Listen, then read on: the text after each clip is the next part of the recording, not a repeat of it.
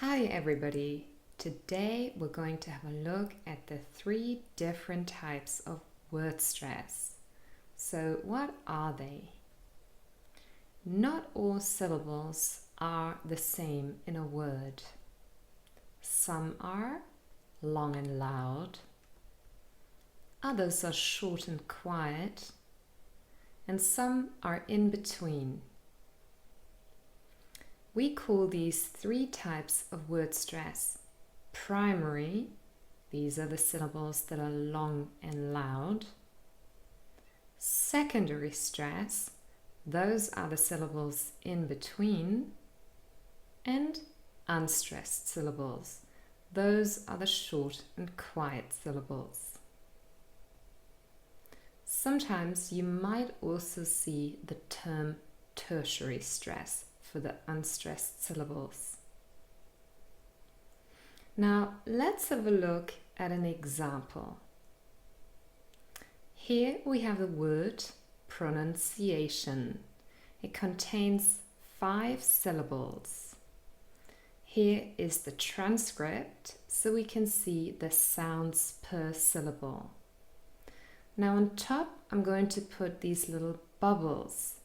Each bubble stands for one syllable. So we have pro, nun, si, a, shun. 5 syllables in total. But like we said, not all of them are the same. Some will be louder and longer, and others will be quieter, and some are in between. Now you can see in the transcript there's a little vertical line that is elevated just before the syllable A, the second to last syllable. That indicates primary stress in the phonemic transcription. Now there's another vertical line, but it's lower and it's just before the second syllable, none. This one indicates secondary stress. Now, I've also put the bubbles above and I've changed their size and color. The orange ones are the stressed syllables, and the big orange circle is the main primary stressed syllable, and it's A. So we have primary stress on A with a big orange bubble, then secondary stress on none with a smaller orange bubble, and all the other syllables are unstressed. Pronunciation. Pronunciation. So the main stress is on A. Now, secondary stress is stress that is a bit weaker than the full primary stress. Because some of you might wonder, well, what is the difference here? It's really that the primary stress syllable is a lot stronger, and the secondary stress, well, it's not the same as unstressed syllables. It's a little bit stronger than that, but not as strong as the primary stress. And that's why we call it secondary. Let's have a look for a moment at the unstressed syllables. These usually contain a schwa sound. You can see the symbol here, it's a flipped E. We have a schwa in the first syllable, pr, and also in the last syllable, shun. Sometimes an unstressed syllable might also contain a short I or I. We have an example here in the third syllable, si. Pronunciation.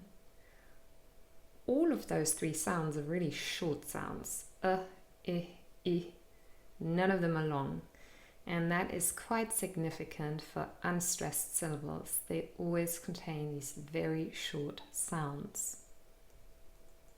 Here is another example where you can see an unstressed syllable containing a schwa. For example, in the word children. The last syllable, drun, is not stressed and contains a schwa. But it could also be in the first syllable, as in the word about. Here, the first syllable contains only a schwa and it's unstressed. About. Now, not all words have primary and secondary stress. It depends a bit on the length of the word. Words with just one syllable, well, they can be stressed or unstressed. It depends a bit on their function in the sentence. Here are two examples. The noun a form. Here we have a word with only one syllable and the word is stressed. So form is stressed. However, the word for usually works as a function word, or sometimes we call it a grammatical word within a sentence, and so it would not be stressed and we would hear it and pronounce it in its weak form for, containing a schwa. So both of those words have just one syllable, but in a form we have a stressed syllable and in for we have an unstressed syllable. And remember, this has to do with the way English works and our sentence stress. And in short, we could just summarize that content words are stressed, but grammar words are not stressed. If this is new to you and you'd like to find out more, please watch my video on sentence stress in English. I'll link to it in here. Let's have a look at words with two syllables. Now they obviously have two syllables, so they will always contain a stressed and an unstressed syllable. So here, for example, we have the noun lesson. We have a stressed syllable first and then an unstressed syllable next. Or we could have another word here, behind. It's exactly the other way around.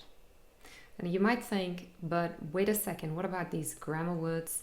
Are they not always unstressed? Most of those grammar words are actually very short and just contain one syllable. If they're a little bit longer, that means that one of the syllables has to be stressed more.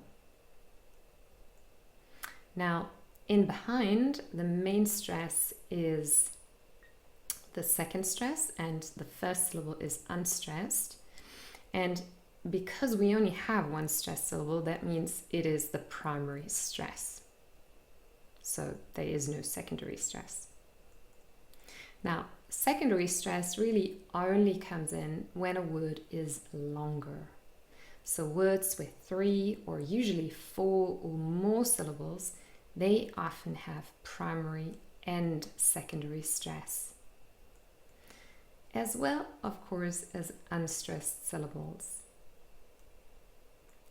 So let's have a look at some examples, and we're going to color code them so you can see the difference. Primary stress will be orange, secondary stress will be purple, and unstressed syllable will stay the same in this teal color. So let's check out some examples. A 4-syllable word that I'm sure most of you know, invitation. So again, we're going to use the bubbles to indicate the number of syllables as well as the main primary stress. So we have in, main stress, shun, 4 syllables. And the secondary stress is on the first syllable, invitation. So te is the longest and loudest, but in is also a little bit longer and louder compared to vi and shun. Invitation. And vi and shun are really short and unstressed. Here is an example of a 5-syllable word. And again, I think everybody knows this word, university. So we have university, 5 syllables. The main stress is on the, containing a long vowel sound. And we have a lot of unstressed syllables, but also secondary stress. And you might have spotted it if you remember that a lower vertical line shows secondary stress. Yes, it's in the first syllable. So you has secondary stress, the has the primary stress, and then n and then city are all unstressed. University, university.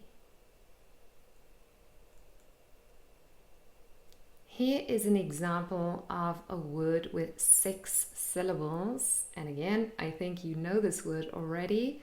It's responsibility. So we have responsibility, 6 syllables.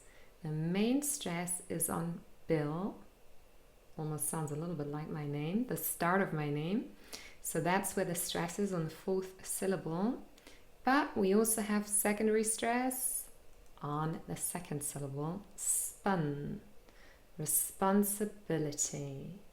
So quite a lot of unstressed syllables, re, se, and t, all containing the short I sound. And then the almost last syllable has a schwa, responsibility.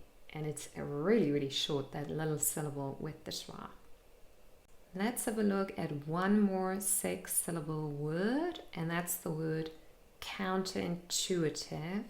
So again, we have 6 syllables, counterintuitive. And the main primary stress is on chu, containing a long vowel sound, but we also have secondary stress on the 1st syllable, count, and that contains also a long vowel sound because it's a diphthong containing ow. Okay, count and chew, those syllables are more stressed, and chew is the longest, and all the rest, they are unstressed. Let's listen again. Counterintuitive, counterintuitive.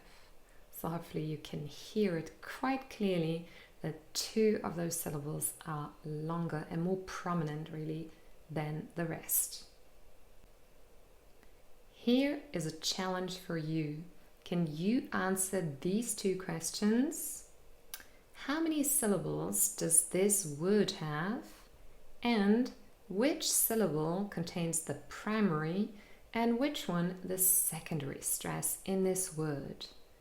And the word is communication. So make sure you answer my 2 questions and leave your answers in the comment section below. And of course, if you've got any other questions about word stress, pronunciation or phonology, you can also leave them in the comment section. I'm going to try and answer them in a future video.